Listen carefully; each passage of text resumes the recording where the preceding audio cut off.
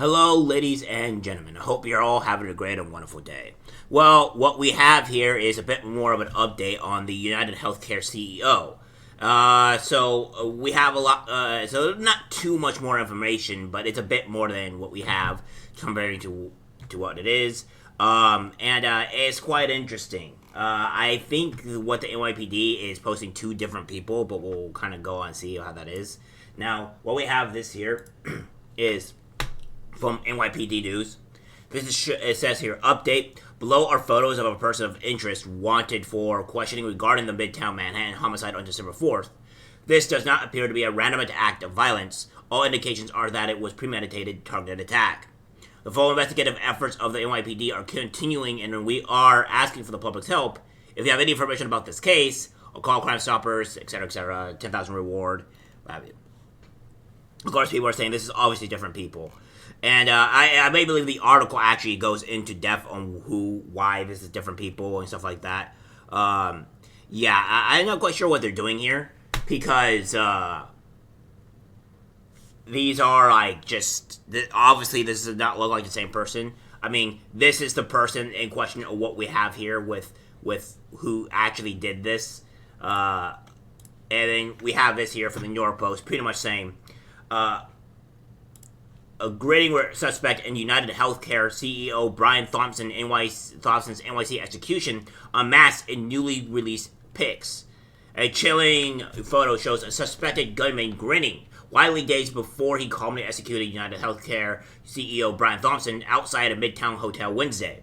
The photo, the first to show the alleged masked assassin's face, was released by the NYPD Thursday as a desperate manhunt where the cold-blooded killer led authorities to an Upper West Side youth hostel, where they believe he stayed before the shocking killing. NYPD officers and FBI agents searched the hostel on Amsterdam Avenue after video captured the suspect in the area Wednesday around 5 a.m. About an hour before, he's believed to have fired repeatedly at Thompson, 50, as the CEO walked up to 6th Avenue luxury, horse sources said.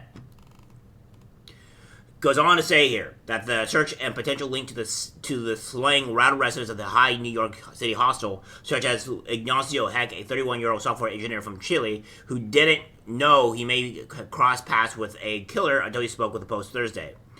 That's pretty much what we have here. Now, it says in the description here, the NYPD has released new photos of the gunman who shot and killed UnitedHealthcare CEO Brian Thompson, which is obviously not the same person. And then this guy says here, these photos were taken from an Upper West Side youth hostel where police believe he might have been staying before the shooting. So we don't actually know who the person is in question. So this is still up in the air. But obviously, as you can see here, these people are two different people. Now, we could also say that they changed actual hoodies or what have you from the before the killing and after the killing. So there's stuff like that. It sounds like an actual movie, to be perfectly honest with you. Guy gets assassinated, man changes clothing and everything, and bounces off into the night. So that's what's going on here. So they tried to get into the room, but they couldn't because the police said no. He said some kind of investigation say they were pretty shocked because they shared a room with that person who could be pretty bad. Daniel Norris, Vice President of Hosteling International USA, which runs the hostel, declined to comment. We are fully cooperating with the NYPD, and as an active investigation, cannot comment at this time, she said. Well, I think one of the things we have to realize here is that the CEO is not the greatest here. I mean, even if we go look at this, it says UnitedHealthcare CEO Brian Thompson was facing DOJ probe for insider trading when he was killed in targeted NYC shooting. So, yeah, we have that's going on. So we'll see how everything kind of just pertains to what goes on here. But yeah, not quite else to tell you. I mean, there's going to be a bit more news. I think the Daniel Penny situation has been updated on what's going on. Deliberations have started. So I will talk about that. But as of right now, there's nothing to really talk about. We do have from Cernovich pretty much saying, there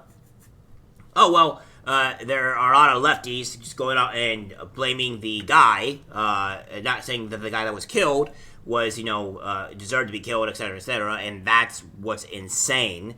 I don't think this guy, the NYC guy, should ever be remotely come to question to being killed, but this is what the society we live in. This is what the leftists do, because it's just quite insane in every regard.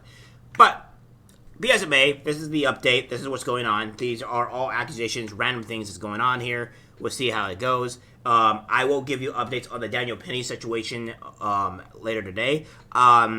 Maybe later today, actually, because I don't fully know on if it's going to be enough information to really report on. But nonetheless, I'll do a report and I'll get back to you guys. There'll be more videos today.